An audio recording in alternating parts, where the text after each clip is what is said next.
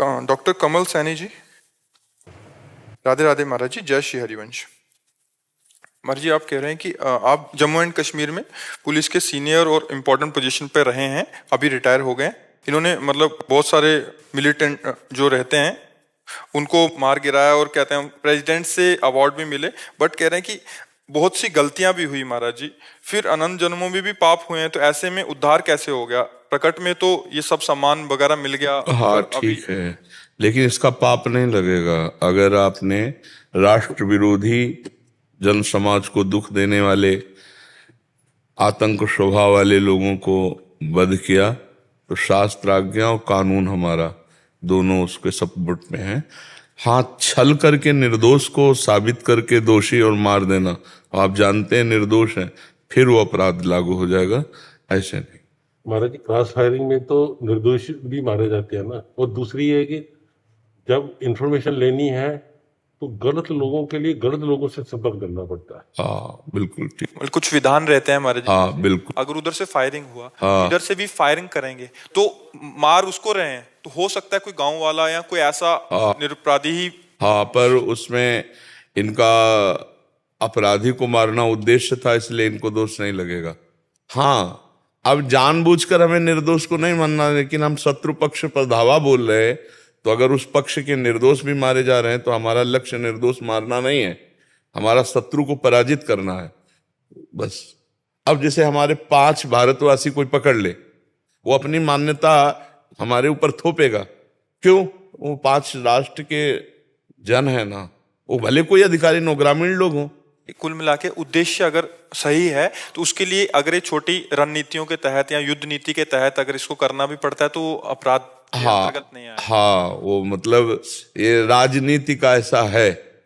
इसीलिए फिर जब राजाओं को होश आता था तब तो वैराग्य लेकर भजन इसीलिए आखिरी में करते थे कि कहीं ना कहीं हमारे द्वारा त्रुटियां होती हैं, जानबूझ करके त्रुटियां होती हैं। जैसे आपने कहा कि गलत आदमी को पकड़ने के लिए उस गलत आदमी का संग करना पड़ेगा, तब वो अपने को परिचय बताएगा, अपने को स्थान बताएगा, अपने को सही टाइम देगा, फिर हम वो आक्रमण करेंगे। अब वहां आक्रमण करने में आसपास के लोगों की भी क्षति हो सकती है, तो ये राजनीति में फिर बाद में तो वैराग्य होता ही है। अभी सत्संग सुन के मतलब इनको काफी समझ आई, बट अभी क्या करें फिर आगे? नाम जप, पाप भी नष्ट, नाम जप और भगवान का आश्रय, सब खत्म। महाराज, मैं बचपन से ही देवी पूजा करता था लेकिन अब आपका प्रवचन सुनता हूँ और ठाकुर जी के प्रति मेरा बड़ा झुकाव है। जी जी, एक ही तत्व है, जहां हमारा भाव लग जाए पूरा भाव वहीं झोंक दे। तत्व 10-20 नहीं है, रूप तो उनके लाखों हैं, अनंत है। अब जहां हमारा मन लग रहा है अंतिम श्रेणी पे, पूरा मन वहीं लगा देना चाहिए। वो तत्व एक ही, वही कृष्ण है, वही काली है, बिल्कुल नहीं, सब उसी की पूजा हो जाती है। जैसे मूल में जल डालो तो डाल में, पत्ते में, फूलों में, सब जगह हो गई। गीता में भगवान ने कहा है, ऊर्ध मूल मधा शाखा मस्वत्थम प्राहुरभ्यम, मैं ही सब रूपों में हूँ, सबका मूल मैं हूँ। तो यदि हम ठाकुर जी का भजन कर रहे हैं तो सबका भजन हो जाता है। एकमात्र भगवान के भोग लगाने से पूरे विश्व का भंडारा हो जाता है। भगवान के रिझाने से पूरे विश्व को रिझा लेते हैं। तो जा पर कृपा राम की होई, ता पर कृपा करे सब कोई। यदि भगवान हम पर प्रसन्न है, उनकी आराधना कर रहे हैं, तो सब हम पर प्रसन्न है। कोई नाराज नहीं हो सकता कि हमारी आराधना नहीं हुई, ऐसा कोई नहीं कह सकता, क्योंकि सब रूपों में वही विराजमान है। उद्देश्य तो यही बनाओ कि एक जगह हम प्यार कर पाए, धीरे धीरे समेट ले अपने को, एक ही तत्व है और वहीं रमण करे, सब हो जाएगा। बहुत जगह प्यार नहीं किया जा सकता, व्यवहार किया जा सकता है, प्यार एक ही जगह होता है। जब एक से होता है उसे ही प्यार कहते हैं, और जिससे प्यार होता है तो फिर उठते बैठते, चलते फिरते, खाते पीते उसकी याद बनी रहती है। और यही इस मार्ग में यही उपलब्धि है कि हम ठाड़े बैठे परे उताना, कबीर कहे हम राहें ठिकाना। हर समय परमात्मा चिंतन में, श्री कृष्ण चिंतन में, ठाकुर जी के चिंतन में हमारी वृत्ति बनी रहे। इससे अहम तो हम सर्व पापेभ्यो मोक्षयिष्यामि मां शुचा, जो जाने अनजाने में तुम्हारे पाप हुए हैं सर्व पाप के अंतर्गत आ गए। वो कह रहे हैं अहम त्वाम, मैं तुम्हें सर्व पापों से पवित्र कर दूंगा, तुम केवल मेरी शरण में होकर मेरा भजन करो। बस आखिरी बात है अब जीवन की भी, तो सर्वधर्मान परित्यज्य माम एकम शरणम ब्रज, अहम तो हम सर्वपापेभ्यो मोक्षयिष्यामि मा शुचा।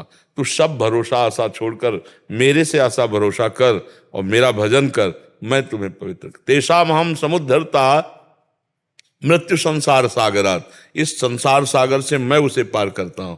बस हमें भगवान के वचनों पर विश्वास मानकर शरणागत हो जाना है, नाम जप करना है। अब हमारे द्वारा कोई गलती ना हो, अब लौ नशानी, अब नानशई हो। चौथापन है ये आखिरी, तो इस पर वैराग्य प्रधान भाव रखकर, क्योंकि वही प्रवीण बुद्धि है जो राष्ट्र सेवा में थी, उसी को परमार्थ में अब झोंक दो, पूरी एकाग्र कर दो, तो विजय प्राप्त हो जाएगी। खड़वांग जी बहुत बड़े सम्राट और बलवान थे, तो देवताओं ने युद्ध में सहयोग में उनको लिया। बहुत पराक्रमी थे, भगवत शक्ति से संपन्न थे। जब युद्ध पूरा हो गया, देवताओं की विजय हुई, तो उन्होंने देवताओं ने कहा महाराज मैं दया करके आपको बता रहा हूं कि आपके 48 मिनट आयु रह गई, 48 मिनट बाद आप मर जाएंगे। तो उन्होंने कहा मेरा तो पूरा समय मारकाट में चला गया, 48 मिनट। बस तत्काल अपनी मन बुद्धि को समेटा और 48 मिनट में वो परम पद प्राप्त किया जो बड़े बड़े ऋषि मुनि पूरा जीवन लगा देते हैं। समेट लिया मन को कि अब तो जाना है प्रभु के पास, और पूरा प्रभु में एकाग्र 48 मिनट में परम पद प्राप्त कर लिया। तो अभी तो आपके पास बहुत आयु है, 48 मिनट वाली बात तो है नहीं, पर पता नहीं कौन सा मिनट हमारा आखिरी हो, इसलिए हमें हर समय नाम जप करते रहना चाहिए और ऐसी ही प्रवीणता से अपने को अपवित्र करके अब भगवान के चरणों। आखिरी बात है भगवान की प्राप्ति। बड़ा सुंदर विवेक आपका काम कर रहा है, जो इन सब प्रलोभनों को और मान प्रतिष्ठा को आप धूल देख रहे हैं, पर धूल देखना बड़ा मुश्किल होता है। हर समय सामने रख करके उसकी चर्चा और गर्व का सुख लिया जाता है। आपके ऊपर भगवान की विशुद्ध कृपा है, जिससे आपको ये बाहरी फंसाव बिल्कुल नहीं फंसा पा रहा। तो भगवान की बड़ी कृपा, निकल चलो। इस कृपा का फल हुआ, राष्ट्र सेवा भी बनी, और अंतिम मना लो अध्यात्म के द्वारा परमात्मा प्राप्ति, जन्म जन्म की बिगड़ी बन जाएगी। और इसमें कुछ नहीं है, अंदर की बात तुम्हें बताता हूं, समेटना कठिन होता है।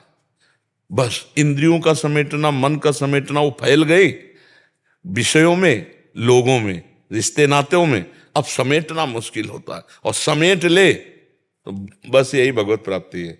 समेट कर सबकी ममता ताग बटोरी, मम पद मने बांध बर डोरी। बस इतना करना है, कोई आपका नहीं। जब अंतिम फाइनल में देखो तो आपका कोई नहीं है, ये शरीर भी आपके साथ नहीं जाएगा।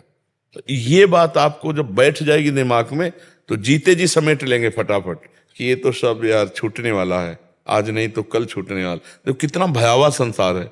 जीवन भर पैसा कमाया, जो मकान बनाया वो छूट जाएगा, जो रिश्ते बनाए वो सब छूट जाएंगे, शरीर को इतना प्यार किया छूट जाएगा, इतने बड़े बड़े सब विजय श्री के जो, वो सब छूट जाएंगे, उसका कोई महत्व नहीं रहेगा। धूल लगेगी कुछ दिनों बाद, उनका कोई महत्व नहीं रहेगा। तो अभी समझ में आ गया, ये विवेक है, ये भगवान की कृपा है कि आपके अंदर अभी विवेक पवित्र जागृत है, जो फटाफट काट रहा है और भगवान की तरफ ले जा रहा है। नहीं, इस अवस्था में तो और मौज मस्ती आ जाती। तो क्या मौज मस्ती, मृत्यु नजदीक है, सिर पर सवार है, मलमूत्र के शरीर पर आराम करके मलमूत्र के द्वारों पर मौज मस्ती। कितने जन्म बीत गए, अब कितना रह गया है। विवेक है तो टिकने नहीं देगा, है घृणा करेगा। कौन सा अच्छा, पूरे शरीर में बताओ, अपने शरीर में कौन सी बात ऐसी खास है, क्या खास है? नाक से छिड़को तो घृणित चीज, कान से देखो तो घृणित चीज, मुंह में सुबह खखार के देखो घृणित चीज, और नीचे तो घृणित द्वार है। कोई भी अच्छा पेय पदार्थ पियो, मलमूत्र बना दे, क्या इसमें खास बात है? खास बात है समाज सेवा, राष्ट्र सेवा, भगवत सेवा, नाम जप, भगवत प्राप्ति। तो मनुष्य देह की खास बात है। अच्छा, ये जहां आसक्त होता है, फिर हम अपना दिव्य जीवन, जो दिव्यता जागृत करने के लिए, वो ऐसे पशुता में हम खो देते हैं। इसलिए बहुत धन्यवाद का पात्र वो जीव है जो अंतिम होते होते अपने को सावधान करके भगवान की प्राप्ति करा ले। वो लग जाओ, बस अंदर से लग जाओ, नाम जप करते रहो, और अब अपने द्वारा किसी का अहित अमंगल ना हो। एक होता है राष्ट्र सेवा, तो अब जब वैराग्य की स्थिति में आए तो अब दूसरी सेवा हमारी है। सर्वे भवन्तु सुखिनः, सर्वे सन्तु निरामया, सर्वे भद्राणि पश्यन्तु, माँ कश्चित् दुख भाग भवेत्। मेरे द्वारा किंचन मात्र किसी को दुख न पहुंचे। अब वो भगवान जाने किसको सुधारना है, किसको मारना है। अब हम इससे संन्यास लेते हैं और भगवान की तरफ चलते हैं। और वो भगवान जैसा आपको प्रेरित करे, बस आप दृढ़ता पूर्वक चलिए। ये तो देखो दीक्षा मानने का विषय होता है। आप मान रहे हैं, आपकी अध्यात्म उन्नति हो रही है।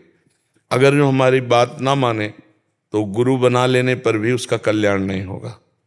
तो आप बिल्कुल कंठी मत बांधिए, तिलक मत लगाइए, हमारी बात मान लीजिए, आपको भगवत प्राप्ति हो जाएगी। गुरु बनाने का मतलब होता है अध्यात्म का रहस्य जिसको अनुभव में आ गया वो हमें बता दे, तो वो तो फ्री बता रहे हैं, बिना कहे बता रहे हैं। अगर उसको स्वीकार कर लो कोई भी, तो चाहे गुरु बनाओ ना बनाओ, आपका कल्याण हो जाएगा। गुरु का मतलब होता है गुरुमुख वाणी से हम सुन करके चलते हैं, बस वही बात खास है, उसी को मान लो। दीक्षा लेना, कंठी बंधाना चाहे जब करवा लो, ये तो बाहरी बात है। आंतरिक बात है, आपकी आज्ञा के अनुसार चलेंगे, जैसा आपने बताया बस वैसा चलेंगे। आप हमारे परब्रह्म हो, गुरु साक्षात परब्रह्म। बस अंदर की बात, अंदर से उसने समझ लिया कि मेरे भगवान इस रूप में आकर मेरा कल्याण करना चाहते हैं, हो गया गुरु शिष्य का। अब बाहरी व्यवहार की बातें हैं, ये व्यवहार की बातें हैं। कंठी बांध लिया, तिलक लगा, ये व्यवहार है, परमार्थ नहीं। शुद्ध परमार्थ का स्वरूप है हृदय से, मन वचन से मैं आप कहूं। अब हमारा जीवन आपके लिए, अब कंठी बांधे, तिलक बांधे ना बांधे ना, उसका कोई फर्क। अब कंठी बांधे, तिलक लगाए, मनमानी आचरण करते हैं, कहलाते हैं कि उनके हैं, कुछ नहीं, कुछ लाभ उसको नहीं मिलना है। पास बैठा रहे, हमारी बात ना माने तो कुछ लाभ नहीं मिलना। हजारों कोस दूर है, कान में बात पड़ी, मान लिया तो उसका कल्याण शुरू हो गया, मंगल शुरू हो गया।